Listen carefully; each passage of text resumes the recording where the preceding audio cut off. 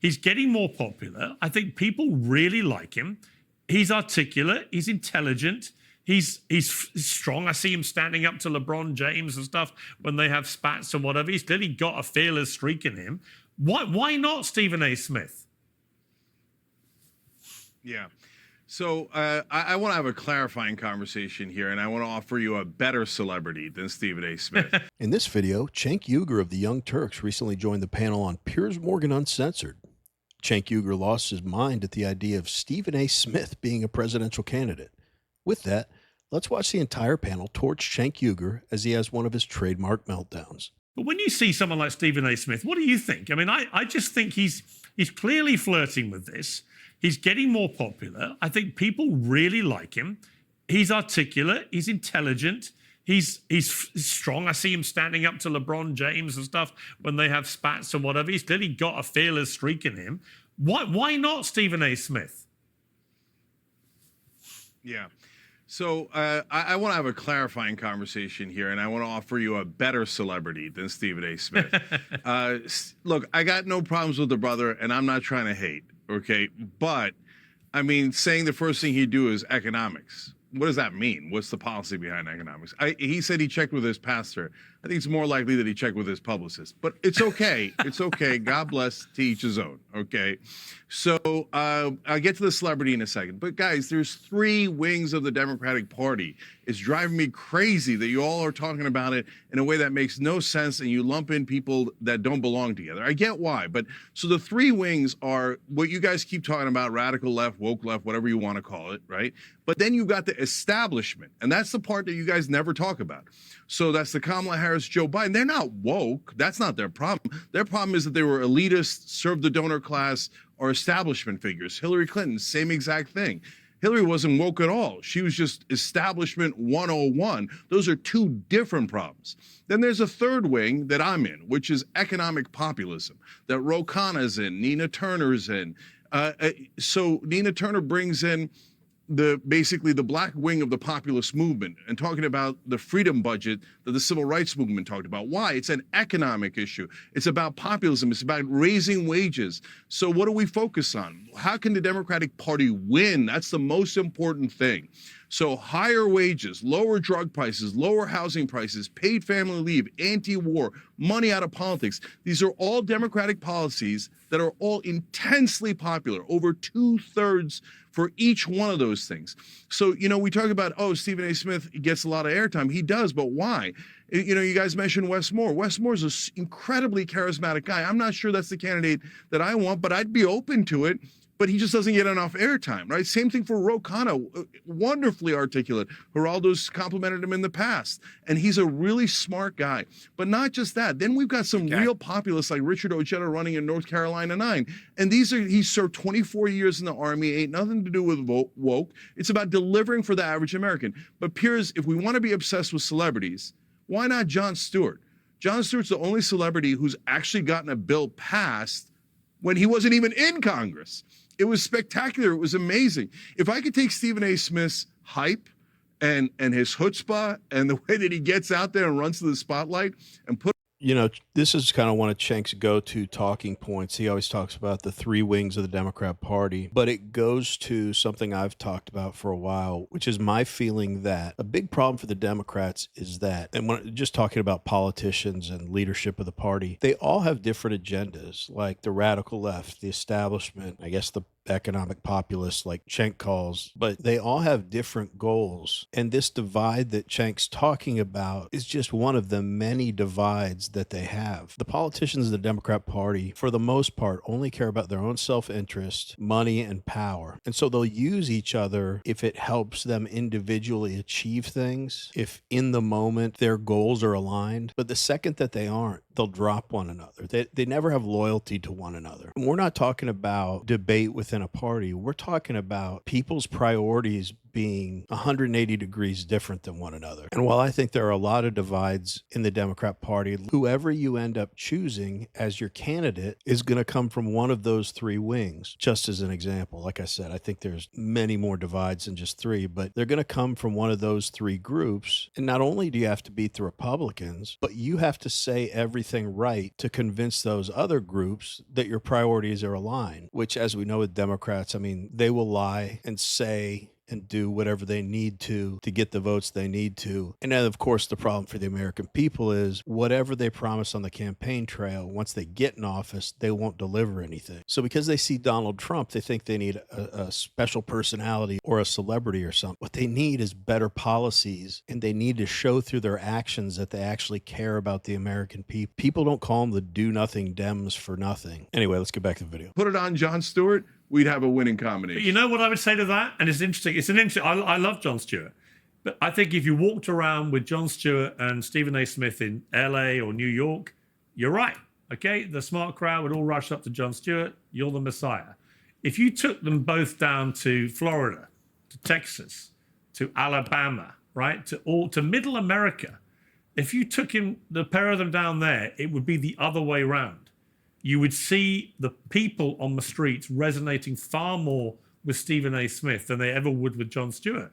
Jon Stewart, in a way, is a kind of elitist himself. I mean, he's brilliant, but he's part of the elite comedic establishment. He is. Come on, he's a multimillionaire comedian. But then why isn't Stephen A. Smith elitist? No, you can't have because both ways. I think the sport, you can't in a say way, that Jon Stewart's elite because he's a celebrity, but Stephen A. Smith isn't elite even though he's a celebrity. That doesn't make any sense. Because he commentates on a sport which is about as far from elitist in terms of where most of the players come from that you could imagine.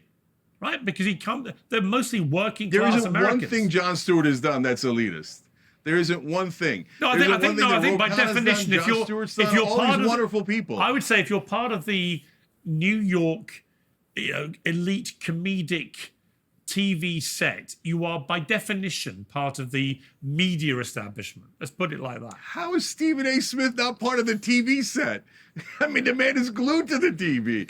And why are we having a conversation between Stephen A. Smith and Jon Stewart? Because I think they're very different. You know what? Let me ask the biggest TV. Let me ask the biggest TV star. Let me ask the biggest TV star of the four of us, five of us, and that is, sorry, Cornell, it's not you. David Chappelle to run. He got some good, Ellen. I'm going to ask Geraldo, who is by far the biggest TV star of the five of us. Geraldo, Jon Stewart v. Stephen A. Smith. Your thoughts? I like Jon Stewart a lot. I think he's brilliant in his comedy, his sarcasm, and I think that's his greatest strength. Is his strong suit, but I don't think sarcasm sells the way populism does. Stephen A. Smith has indicated and gives off the vibe. Sometimes it's indescribable. He's from the Bronx. A mystery where it comes from. He's from the Bronx. It's a charisma that Trump has. Trump is Trump is the biggest movie star on earth right now. Yeah. He's charismatic. He's magnetic. He's someone who I think that he's survived these 100 days, sometimes catastrophes of his own making, but he has emerged. He had the great meeting with the Canadian Prime Minister today. I think that I want to add quickly, parenthetically, I also don't want you to exclude Sean Hannity. I think it would be a wonderful candidate. If you like watching videos like this one, like and subscribe. We'd really appreciate it. Let's get back to the video. President, and either of the Cuomo brothers, Andrew, the former governor who's now running and is the probable next mayor of New York, and also Chris Cuomo, who I submit was the first to recognize in Stephen A. Smith this possibility. However unrealistic it may be, that Stephen A. Smith might be a viable candidate. But I think the main point that we are all talking about and avoiding is that the Democrats have to shake off what they have done up until now. They have failed utterly. They failed when they did not bounce Joe Biden from the candidacy long before, where it was recognized he was borderline dementia. And I love the guy, and he's only 8 months older than I am. I feel regret that he did not have the grace and the pragmatism to withdraw much earlier. And so the Democrats could have had a primary. I don't think Kamala Harris would have won that primary, even if it was a quick one on a short schedule, if you remember how she bombed the last time she tried. And I think that she's also going to be an awful candidate for governor of California, and the Republicans will have an opportunity there because they see that, for one thing that has not been mentioned, immigration. The Democrats have been so wishy-washy on immigration. They all they do is recite the mantra and the Statue of Liberty and don't recognize how offensive. Wow, Geraldo Rivera being the voice of reason on this panel. Never thought I'd say those words. That's a great point that he makes. Anytime there's a debate about immigration, they're like, what does it say on the Statue of Liberty? It's like, yeah, we know what it says on the Statue of Liberty, but it doesn't say anywhere on there, let people in without any vetting and then make it impossible to boot them when they're here illegally. And again, Geraldo's right when he says they need to shake off what they've done and the perception of their party. That's why I keep saying it doesn't matter who you put out there unless all these splintered groups within the Democrat Party get together and say, okay, what's really important? Are we going to put out an amazing plan for the economy? Are we actually going to pretend to take immigration seriously, which we never have? All we do right now is try to keep bad people in the country. Are we going to stop lying to the American people? They still, as Geraldo mentioned, they still will not acknowledge, most of them, that Joe Biden was having cognitive decline during his presidency. Shoot, before his presidency, we called him Sleepy Joe back in 2016. I'm completely biased. I can't stand Democrats, but to me, their image right now is liars. Like I said, party that gets nothing done and has no plans and no strategy for the future of this country or the people of this country other than to tell you how bad Donald Trump is. That's it. And now they want to recreate Donald Trump. Give me a break. Let's wrap up the video. Immigration is the border has to be sealed, and then you need compassion, you need attention, but immigration is an issue that is that's the elephant in the room. Has not been mentioned, but I wonder what Stephen A. Smith would say about immigration. He's from Queens. He actually Queens has 140 different ethnicities. Well, you know what? He was quite strong about it, and he cited something I've said a lot. He quoted me, which is that actually the biggest deporter in modern presidential times was Barack Obama, who deported over 3 million people, way more than Trump has done.